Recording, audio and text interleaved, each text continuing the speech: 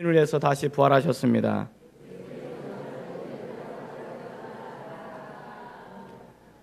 부활절을 맞이해서 하나님의 귀한 역사가 우리 모두에게 임하셨으면 좋겠습니다. 예수님 부활의 그 죽음의 권세 아래 누워 있을 수 없어서 다시 살아나셨던 것처럼 오늘 우리들을 지배하고 있는 여러 가지 어려움과 여러 가지 아픔들을 이겨나갈 수 있는, 우리 또한 부활을 경험할 수 있는 역사가 일어나기를 주의 이름으로 축원을 드립니다. 예수님의 부활은 인류 역사상 가장 위대한 전환점을 맞이하는 중요한 날입니다. 왜냐하면 이 부활은 우리의 생명을 구원하는, 완성하는 날이기 때문에 그렇습니다. 우린 십자가가 무엇을 의미하는가를 명확하게 알고 있습니다. 우리는 예수님의 십자가는 우리의 죄를 대신 짊어지시고 우리가 받아야 될 영원한 형벌을 대신 받으신 것을 우리는 분명하게 또렷하게 기억하고 있습니다. 나 대신 예수님께서 십자가에 죽으신 것을 우리가 믿는 것입니다. 그리고 그 예수님께서 다시 살아나셨습니다. 그리고 다시 살아나심으로 인해서 우리의 믿음이 영원히 흔들리지 않도록 그분이 우리를 붙잡아 주시고 승리하게 하신 역사가 바로 부활절인 것입니다. 그렇기 때문에 이 부활절은 우리가 새로운 생명의 시작이고 교회가 새로운 출발점을 갖는 것임을 우리에게 이야기해 주고 있습니다. 자, 그러면 예수님께서 부활하시고 나서 제일 먼저 하신 것이 무엇이 있을까요? 예수님께서 자신이 죽음의 권세를 깨뜨리시고 일어나셔서 가장 먼저 하신 것이 있다면 자신의 부활을 증거하는 것이었습니다. 사도행전 1장 3절 말씀을 우리 한번 같이 읽어보도록 하겠습니다. 1장 3절입니다. 자, 시작. 그가 고난받으신 후에 또한 그들에게 확실한 많은 증거로 친히 살아계심을 나타내사 40일 동안 그들에게 보이시며 하나님의 나라 일을 말씀하시니라. 사도행전 1장 3절에 보면 예수님께서 부활하시고 나서 40일 동안 제자들과 함께 있었음을 우리에게 이야기해 주고 있습니다. 예수님께서는 이 40일 동안 함께 하시면서 두 가지 가장 중요한 일들을 하셨는데, 첫 번째는 많은 증거를 가지고 확실하게 예수님이 살아날 수밖에 없는 이유를 설명하시고 있다는 것입니다. 예수님께서 왜 부활하셨는지, 부활할 수밖에 없는 그 이유가 무엇인지, 그리고 자신이 부활하신 그 증거들을 친히 제자들에게 보여주셨다라고 이야기해 주고 있습니다. 그리고 또 하나는 40일 동안 하나님의 나라에 대해서 친히 집중적인 레슨을 펼치십니다. 이제 예수님께서 40일 주면 승천하셔서 더 이상 지상에 이렇게 육신적으로 제자들과 머물러 있을 수 없습니다. 그렇기 때문에 어떻게 보면 이 40일은 마지막 제자들을 향한 집중적인 레슨이고 가르침이고 교육이며 훈련의 시간인 것입니다. 바로 이 시간에 우리 주님께서 가장 집중적으로 하셨던 한 가지는 바로 예수님의 하나님의 나라를 가르치는 것이었고 알려주는 것이었습니다. 자, 그렇다면 우리는 한번 여기서 물어봐야 될 것입니다. 예수님께서는 왜 자신이 다시 살아나실 수밖에 없는 그 이유가 무엇인지, 왜 제자들에게 자신이 살아나신 것을 확실하게 보여주고 경험하게 하셨는지를 우리는 아셔야 됩니다. 그러면 또 우리는 마찬가지로 지금도 하나님께서 성령을 통해서 우리가 말씀하시되 예수님께 다시 살아나셨다라고 우리가 말씀하시고 교훈하시고 가르치시고 이 믿음을 갖게 만드신 이유가 무엇일까? 우리는 이것을 분명하게 아셔야 됩니다. 중요한 것은 예수님의 제자들이 예수님의 부활을 경험하기 이전에 예수님을 믿었습니다. 예수님을 따라다녔습니다. 그러나 예수님의 부활을 경험하고 난 이후에 제자들의 삶은 전혀 다른 삶이었습니다. 예수님의 제자들은 예수님이 부활하시기 전에 예수님을 믿었고 따라다녔습니다. 그러나 예수님을 믿고 따른 이유는 무엇일까요? 왜 예수님을 따라다녔습니까? 세상에서 성공하기 위해서 예수님을 따라다녔습니다. 어떻게 하면 내가 세상에서 인정받는 사람으로 살 수 있을까? 그것 때문에 예수님을 따라다녔습니다. 예수님이 왕이 되셨을 때 우리도 한몫할 것을 기대하면서 예수님을 따라다녔던 이 제자들이었습니다.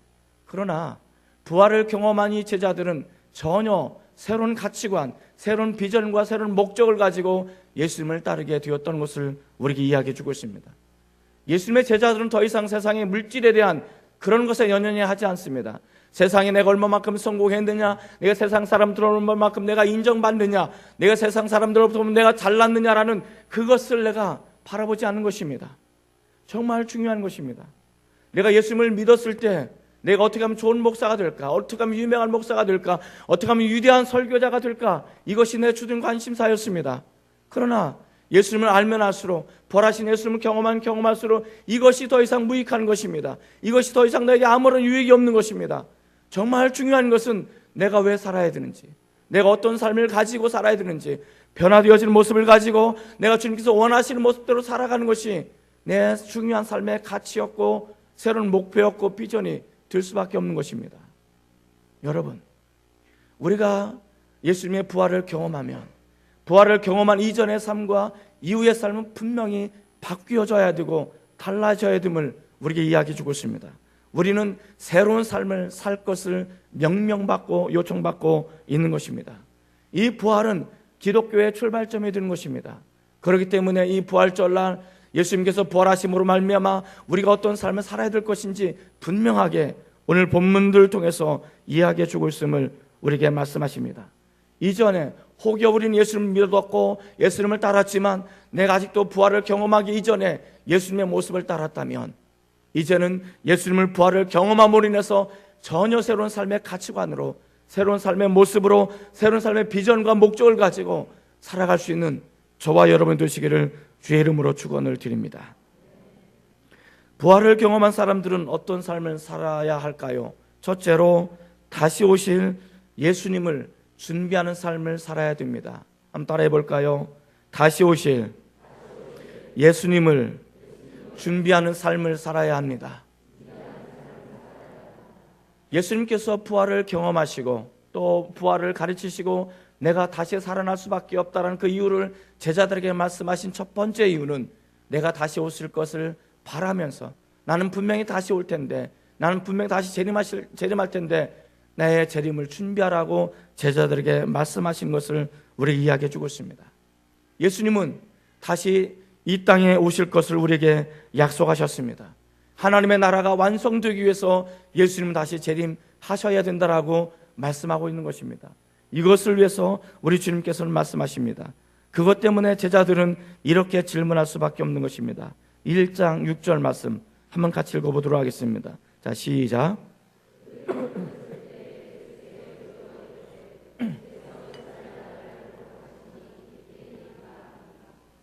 자, 그들이 모였을 때 예수님께서 여쭤봐 물었습니다. 주께서 이스라엘 나라를 회복할 때가 바로 이때입니까? 이스라엘 나라가 회복될 때가 바로 이때입니까? 라고 묻습니다. 이것은 예수님을 따르기 이전에, 부활을 경험하기 이전에도 질문했던 질문이었습니다. 주여, 주님의 나라가 회복될 때, 주님의 나라가 임하게 되어질 때 하나는 주의 좌편에, 하나는 주의 우편에 우리가 앉게 해 주시옵소서라고 말했습니다. 이 말은 이전에 예수님을 부활을 경험하기 이전에 이들은 육신적인 정욕을 가지고, 육신적인 안목을 가지고 예수님께서 로마를 물리치고 썩어빠진 종교 세력들을 다 가롭고 예수님이 우리의 왕이 되실 때, 새로운 왕이 되셨을 때 우리는 그 왕의 신하로 이렇게 떵떵거리며 우리도 살 수 있게 해주십시오라고 그렇게 물었던 것이죠. 그런데 지금 이 질문은 그런 질문과 전혀 상관이 없는 질문입니다.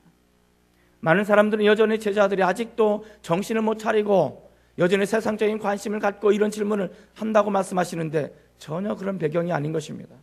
이 이야기는 예수님께서 40일 동안 자신이 어떻게 처절하게 십자가의 죽음을 가질 수밖에 없었고 도저히 살아날 수 없는 그런 상황 속에 자신이 살아나는 것을 확실하게 보여줬습니다. 그리고 40일 동안 꿈 같은 시간을 주님과 보내게 되었습니다. 이전에 주님이 아니었습니다. 부활하신 주님은 새로운 모습이었습니다. 새로운 부활체를 경험하신 그 모습들을 자신의 눈으로 보고 만지고 말씀을 들었던 이 시간이 그들에게는 꿈 같은 시간이었습니다. 이 하나님의 나라, 우리 주님이 임하시면 이 나라, 하나님의 나라가 완성되어서 영원한 천국을 이루게 되어질 텐데 그날이 언제입니까? 라고 묻는 질문입니다.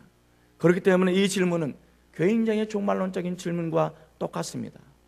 예수님께서 온 누가복음 22장에 보면 종말론장을 이야기합니다. 마태복음 24장도 동일하게 나타나는 그런 장면이기도 합니다. 거기서 제자들에게 묻습니다. 어느 때 이런 일들이 일어나게 됩니까? 언제 이런 일이, 이 종말의 때가 일어나게 될 것입니까? 이렇게 질문하는 것입니다. 바로 하나님의 나라가 완성되어지는 그 순간, 이 종말이 시작되고 종말이 완성되어지는 그 순간은 어떻게 일어나고 언제 이것이 일어날 것입니까? 라고 질문하는 그 질문이 바로 이 질문인 것입니다. 그렇기 때문에 제자들의 질문은 이와 같습니다. 주님께서 말씀하시는 그러한 나라, 하나님의 나라, 이 천국이 어느 때 언제 일어나게 됩니까? 라고 질문을 던지는 것입니다. 그러자 예수님께서는 이렇게 대답을 하십니다. 1장 7절 말씀입니다. 1장 7절. 자, 시작.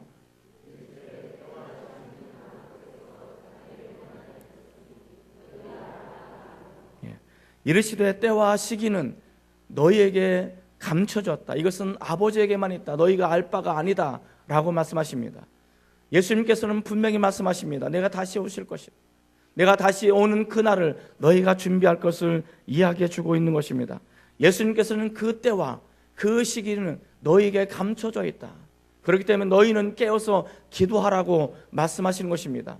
내가 다시 올 날을 분명히 올 텐데 그날은 아무도 모른다라고 말씀하고 있는 것입니다. 그러나 준비하고 깨어 있으라고 말하고 있는 것입니다. 이 부활을 경험한 사람들이 첫 번째 가져야 될 것은 다시 오실 주님을 기다리는 것입니다. 예수님께서 다시 오시는 그날, 이 나라는 하나님의 나라로 완성될 것입니다. 예수님이 다시 재림하시는 그날은 악과 죄와 심판이 다 임하게 될 것이고 하나님의 영원한 나라가 우리 주님을 통해서, 재림을 통해서 이루어질 것이라고 이야기해 주고 있습니다. 우리 주님께서 말씀하실 때 그날, 인자가 임하는 그날에 너희가 부끄러움을 당하지 않도록 깨어서 있으라고 말씀하고 있는 것입니다. 인자 앞에 서도록 깨어 있어야 된다고 말씀하고 있는 것입니다. 이것이 부활을 경험한, 부활을 믿고 있는 첫 번째 우리가 주어진 미션이고 주제인 것입니다. 자, 한번 옆에 사람의 얼굴을 보시고 물어보시기 바랍니다. 옆에 사람 얼굴을 보시고 예수님이 지금 오시면 주님을 맞이할 준비가 되셨습니까?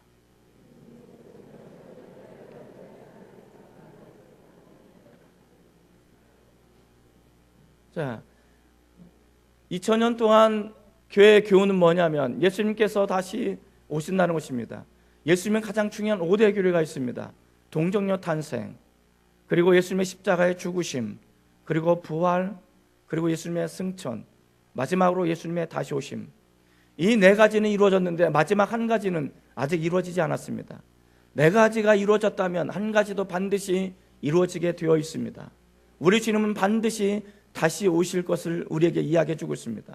그런데 그때와 그 시기는 아무도 알 수 없다고 말씀하십니다. 마치 임신한 여인이 해산한 날이 가까울 때 언제 어느 때 아이가 태어날지 모르는 것처럼, 밤에 도적이 오는 것처럼, 그렇게 예수님이 오실 때 그 순간에, 예수님이 오시는 그 순간에 우리는 주님 앞에 서 있어야 된다고 말씀하고 있는 것입니다. 만약에 예수님께서 오늘 우리 예배 끝나고 오신다면, 재림하신다면 여러분들은 그 예수님 앞에 서 있을 수 있으시겠습니까? 다시 한번 묻겠습니다. 잘 대답해 보십시오. 자, 예수님께서 이 예배를 마치고 나가는데 재림하신다면, 예수님께 다시 오신다면 여러분들은 그 예수님 앞에 서 있을 준비가 되어 있으십니까? 되어 있다고요? 아직 안 됐다고요?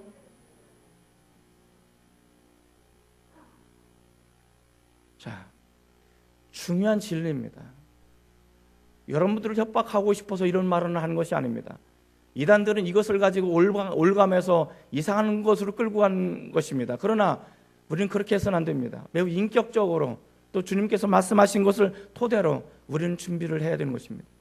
중요한 것은 예수님은 다시 오시게 되어 있습니다. 그 오시는데 우리가 준비하지 않으면 우리는 그 순간 후회해도 소용이 없습니다. 그렇기 때문에 우리가 살아있는 동안에, 우리가 숨쉬는 이 순간에 우리는 우리 주님이 다시 오실 것을 기억하면서 그 주님을 맞을 준비를 하셔야 됩니다. 이것이 부활을 경험한 사람들이 첫 번째 해야 될 일인 것입니다. 두 번째, 부활을 경험한 사람들은 어떤 삶을 살아야 할까요? 성령에 충만한 삶을 살아야 됩니다. 따라해 보시겠습니다. 성령에 충만한 삶을 살아야 됩니다. 자, 부활을 경험한 사람들은 다시 오실 주님을 맞이할 준비를 하면서 살아야 됩니다. 그러면 주님을 맞이할 준비는 어떻게 해야 되는가? 가만히 앉아서 기다려야 되는가? 아무것도 하지 않고 기다려야 되는가? 그렇지 않습니다. 주님을 맞이할 준비를 하는 사람들이 첫 번째 해야 될 것은 성령을 받아야 됩니다. 성령의 충만함을 받아야 됩니다. 1장 8절 말씀을 한번 같이 읽겠습니다. 자, 시작.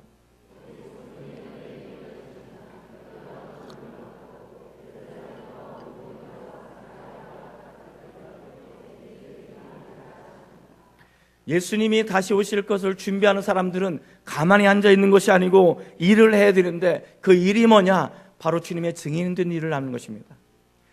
온 유대와 예루살렘과 온 유대와 사마리아 땅 끝까지 이르러 주님의 증인이 되는 삶을 우리가 사는 것이 주님의 재림을 준비하는 것이라고 이야기해 주고 있습니다. 그런데 이것이, 이 증인된 삶이 내 의지로, 내 노력으로, 내 삶으로 되어지지 않는 거예요. 중요한 것은 바로 그렇기 때문에 성령을 받아야 됩니다. 오직 성령이 너에게 임하시면 너희가 권능을 받는다는 것입니다. 성령이 나에게 임하실 때 우리는 권능을 받을 수 있습니다. 성령이 우리 가운데 임하시게 되어질 때 우리는 능력을 받을 수 있습니다. 이 능력을 가지고 우리는 예루살렘과 온 유대와 사마리아와 땅끝까지 이르러 주님의 증인된 삶을 살 수가 있게 된다라고 말하고 있는 것입니다. 이 말을 뒤집으면 우리가 성령을 받지 않고서는, 우리가 성령이 임하지 않고서는 우리는 주님의 재림을 준비할 수 없다라고 말하는 것입니다. 그렇기 때문에 우리는 무슨 일이 있어도 주님의 재림을 준비하기 위해서는 성령을 받으셔야 됩니다. 성령 받기를 주님의 이름으로 축원을 드립니다. 성령을 받으십시오. 성령이 아니고서는 대답이 없습니다. 성령이 아니고서는 그 어떤 것으로 가능하지가 않기 때문에 그렇습니다. 그렇기 때문에 예수님은 제자들에게 말씀하십니다. 4절과 5절을 한번 더 읽어보도록 하겠습니다. 4절과 5절입니다. 1장 4절 5절 같이 읽습니다. 시작. 사도 함께 모이사 그들에게 분부하여 이르시되 예루살렘을 떠나지 말고 내게서 들은 바 아버지께서 약속하신 것을 기다리라. 요한은 물로 세례를 베풀었으나 너희는 몇 날이 못 되어 성령으로 세례를 받으리라 하셨느니라. 너희는 떠나지 말고 약속한 것을 받을 때까지 기다리라고 말하고 있습니다. 그 약속한 날이 임하게 되어질 때 성령의 세례가 너희 가운데 임할 거라고 이야기해 주고 있습니다. 이 약속을 붙들고 사람들이 기도하기 시작합니다. 1장 14절을 한번 더 읽겠습니다. 1장 14절입니다. 자, 시작. 여자들과 예수의 어머니 마리아와 예수의 아우들과 더불어 마음을 같이하여 오로지 기도에 힘쓰더라. 이제 이 120명의 사람들이 모여서 더불어 마음을 같이하여 오로지 전혀 기도에 힘썼다라고 말하고 있습니다. 한 곳에 모여서 더불어 함께 이들은 마음을 같이해서 전혀 기도에, 오로지 기도에 힘썼더니 몇 날이 못 되어 오순절날 거룩한 성령이 그들에게 임하기 시작했습니다. 여러분, 성령은 그냥 임하는 것이 아닙니다. 우리는 성령을 받기 위해서 한 곳에 모여서 합심해서 전혀 오로지 기도에 힘써야 되는 그런 순간이 우리 인생 가운데 있어야 되는 것입니다. 이 제자들은, 이 120명의 사람들은 한 곳에 모여서 열심히 기도했습니다. 다른 거 하지 않았어요. 오로지 기도에 힘썼습니다. 성령 받기를 위해서, 약속하신 그 성령을 받기 위해서 그들은 합심해서 전혀 오로지 기도에 힘썼다라고 이야기해 주고 있습니다. 바로 그 순간 성령이 그들 가운데 임하게 되었던 것입니다. 여러분, 우리는 성령 받기를 위해서 삼아야 되는 것입니다. 성령을 받기 위해서 우리는 열심히 기도해야 되는 것입니다. 성령을 받을 수 있다면 우리는 한 곳에 모여서 우리는 통성으로 때로는 열심히 하나님 앞에 기도해야만 되는 것입니다. 이럴 때 바로 성령이 그들 가운데 임하게 되었습니다. 오순절날 성령이 임하게 된 그 사건은 이 지구 세계를, 이 역사를 바꾸는 세계가 되었던 것입니다. 자, 이렇게 성령을 받았던 이 사람들은 어떤 문제가 생기고 어려움이면 한 곳에 모여서 기도하기를 시작했습니다. 한 번 더 찾아서 읽어보도록 하겠습니다. 4장 24절입니다. 4장 24절.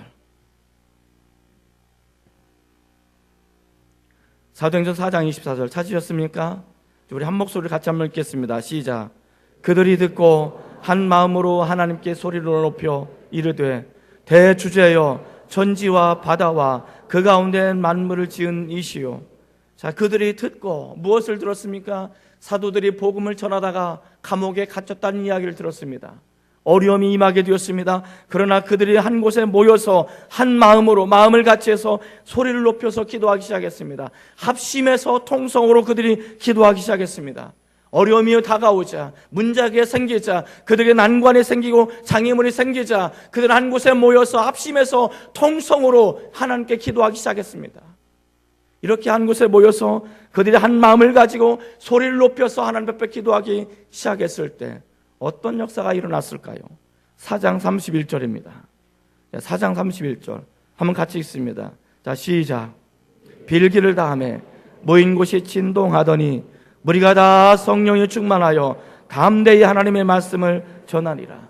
빌기를 다하매 그들이 한 곳에 모여서 합심해서 통성으로 함께 하나님 앞에 기도하고 이 기도를 마쳤더니 그곳이 진동하기 시작했습니다. 성령이 임하기 시작했습니다. 성령의 충만함이 임하기 시작했는데 한 사람도 예의 없이 다 성령의 충만함을 받았다라고 이야기해 주고 있습니다.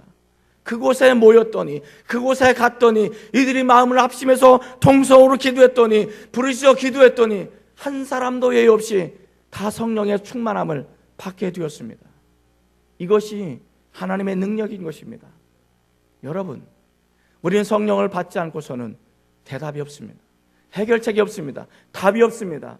우리는 그리스도인입니다. 예수를 믿는 사람들입니다. 이 120명의 성도들도 예수님을 믿었습니다. 부활을 경험했던 이 사람들 예수님을 믿는 사람들이었습니다. 그들이 한 곳에 모여서 열심히 한 마음을 가지고 전혀 오로지 기도에 힘썼을 때 성령이 그들 가운데 임하게 되었습니다. 성령이 임하자 그들은 바뀌기 시작했습니다. 문제가 생겼습니다. 난관에 봉착했습니다. 여러 가지 어려운 환경이 그들에게 임하게 되었습니다. 그리고 그들은 한 곳에 다시 모여서 기도하기 시작했습니다. 그리고 성령의 충만함이 그들 가운데 임하게 되었을 때 그들은 담대하게 하나님의 말씀을 전했다고 말씀하십니다. 담대한 역사가 나타나기 시작했습니다. 이것이 그들이 승리할 수 있는 이유가 되었던 것입니다. 사랑하는 성도 여러분, 오늘 우리들은 너무나 어려운 시기를 겪고 있습니다. 많은 젊은이들이 어떻게 될지 모르는 가운데 있습니다. 거제 땅이 힘들다고 말하고 있습니다. 힘든 건 누구나 다 알고 있습니다. 어려운 것은 누구나 다 알고 있습니다. 그러나 이 힘들고 어려운 이 순간에 우리가 선택할 수 있는 유일하고 가장 강력한 선택이 있다면 어떤 것입니까? 염려하는 것입니까? 근심하는 것입니까? 내일이 어떻게 될지 모르는 불안과 두려움에 떨고 사는 것입니까? 아니올지다. 우리가 이런 상황이 있다면 모여서 합심해서 통성으로 하나님 아버지께 기도하는 것입니다. 문제가 있는데, 어려움이 있는데 왜 모여서 기도하지 않으십니까? 여러분, 이것이 정말 우리에게 필요한 것입니다. 정말 우리에게 필요한 것이 있다면 다른 것이 아니올지다. 우리에게 임하시는 그 성령, 우리가 성령을 받고 성령 충만함을 우리가 경험되었을 때 우리를 둘러싼 상황, 우리를 지배하고 있는 어려움들 아무것도 아니게 되는 것입니다. 담대함이 우리에게 생기는 것입니다. 여러분, 지금이야말로 우리가 깨어서 기도할 때가 아닙니까? 지금이야말로 우리가 모여서 합심으로 동성으로 하늘 아버지께 기도할 때가 아닙니까? 언제 기도하시겠습니까? 우리가 잘 나갈 때 기도하시겠습니까? 바로 지금이야말로 저와 여러분들이 깨어서 기도할 때가 아닙니까? 너무 힘들고 너무 아프고 힘들고 어려워서 주저앉고 싶을 때, 포기하고 싶을 때, 떠나고 싶을 때, 도망가고 싶을 때, 도망갈 때도 없고요, 피할 때도 없고요, 정말 이 어려움들을 온몸으로 맞이하는 그 순간, 바로 그때 우리는 하나님 앞에 무릎을 꿇고 두 손을 하나님 앞에 들고 우리는 소리를 지르며 부르짖으며 기도해야 될 때가 바로 지금입니다.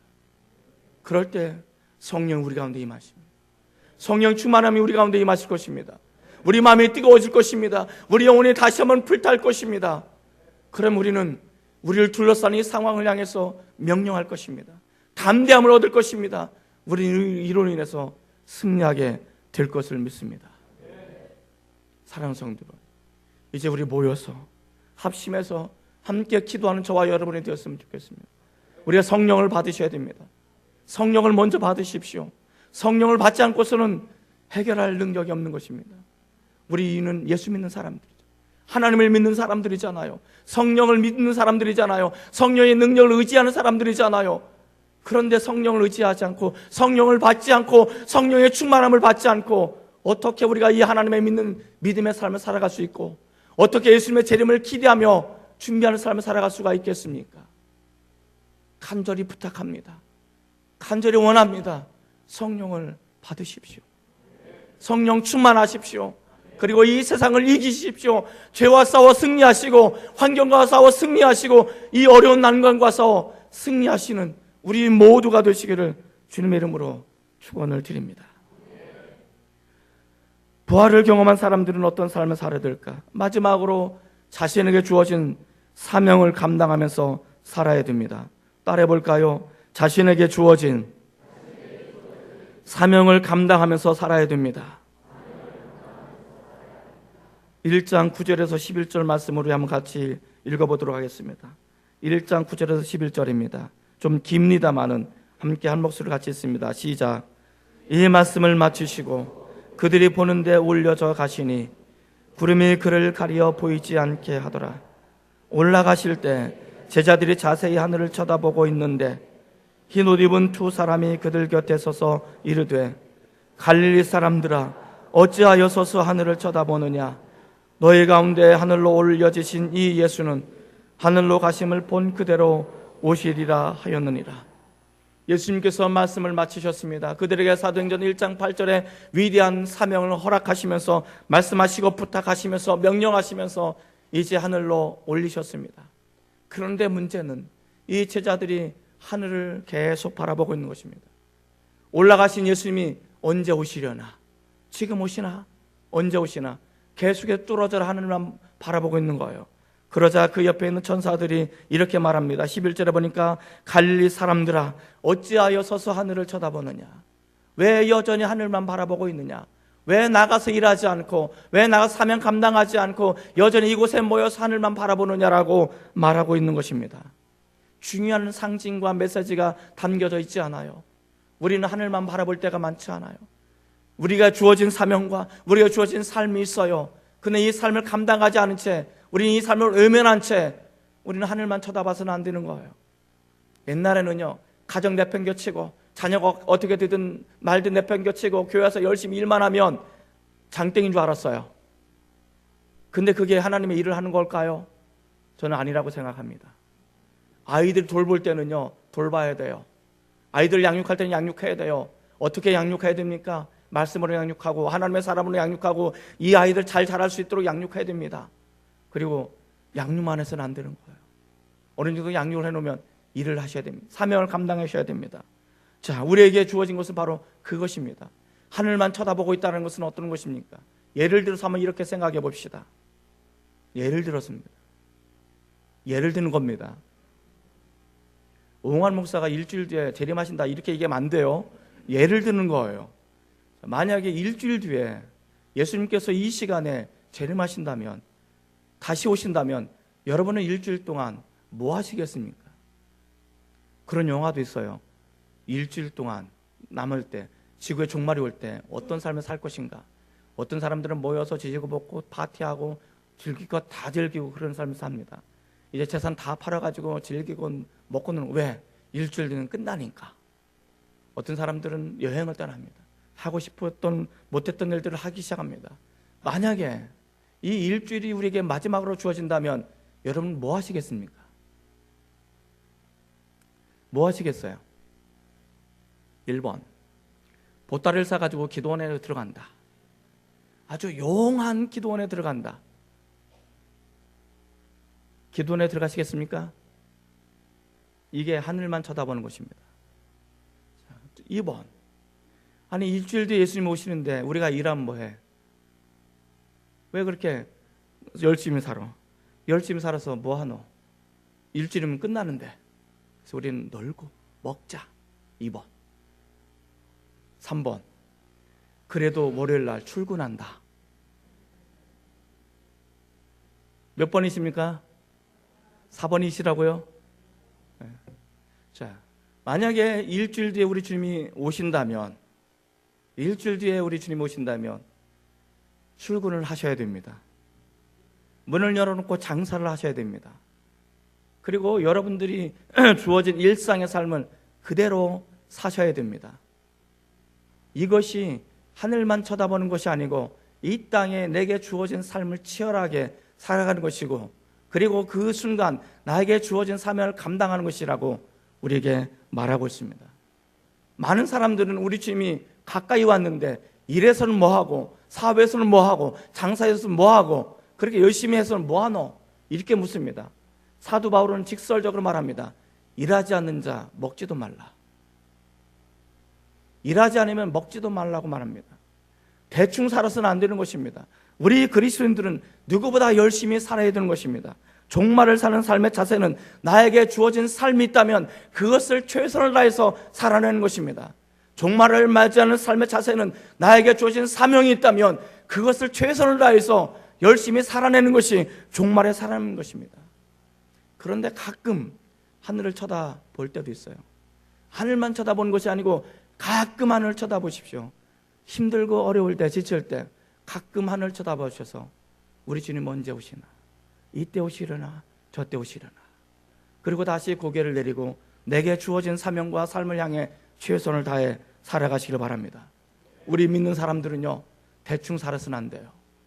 대충 살면 이건 하나님 앞에 죄악인 것입니다. 대충 살면 우리는 안 됩니다. 우린 치열하게 살아야 됩니다. 열심히 살아야 됩니다. 남들보다 더 열심히 일을 해야 됩니다. 남들보다 더 열심히 기도해야 됩니다. 남들보다 더 열심히 말씀을 배우고 성경을 알고 주님의 제자로 사명을 감당하면서 살아야 되는 것입니다. 이것이 우리에게 맡겨진 사명인 것입니다. 일 중독자로 살아가라는 이야기는 아닙니다. 일 중독자로 살지 마십시오. 그러나 그럼에도 불구하고 나에게 주어진 이 삶의 가치, 이것을 우리 최선을 다해서 살아내야 되는 것입니다. 그러니까 우리 그리스도는 게으를 시간이 없는 거예요. 남들 일하는 거 그 시간에 누구보다 열심히 일해야 됩니다. 우리는 농땡이 쳐서는 안 되는 거예요. 세상 사람들에게 밉보여서는 안 되는 거예요. 그들보다 열심히 일을 하셔야 됩니다. 더 열심히 충직하게 일을 하셔야 됩니다. 그리고 남은 시간에, 남들 놀 시간에, 남들 잠자는 시간에 우리는 깨어서 기도해야 되는 것입니다. 말씀을 배워야 됩니다. 열심히 기도하시고 열심히 제자가 되어지고 훈련받고 사명을 감당한 사람들. 그러니까 남들과 똑같이 일하고 남들이 노는 그 시간에 우리는 사명을 감당하고 또 우리는 복음을 전해야 되고 기도해야 되고, 그러니까 우리는 2배, 3배, 4배 더 열심히 살아야 되는 거예요. 더 열심히 헌신해야 되는 거예요. 그런데 우리 눈이 다른 데 갈 데가 없잖아요. 갈 시간이 없잖아요. 총알처럼 지나가잖아요. 이것이 우리들의 삶의 모습인 것입니다. 이렇게 열심히 살아가는 것이 우리가 주님의 제자를, 주님의 재림을 기다리는 삶이라고 이야기해 주고 있는 것입니다. 마지막 이렇게 열심히 사는 그 순간 어느 날 갑자기 우리 주님이 재림하셔서 출석부를 부르십니다. 아무개야 아무개야. 그렇게 아무개야 아무개야 부르는 그 순간 이렇게 열심히 사는 사람들이 하나님 앞에 불려갑니다. 그리고 이렇게 대답할 것입니다. 주님, 저 여기 왔어요. 주님, 저 여기 왔어요. 여러분, 마지막 우리 주님이 재림하셔서 우리에게 출석부를 부르는 그 순간 내 이름이 불려지기를 소망합니다. 여러분들의 이름이 불려지기를 주의 이름으로 축원을 드립니다.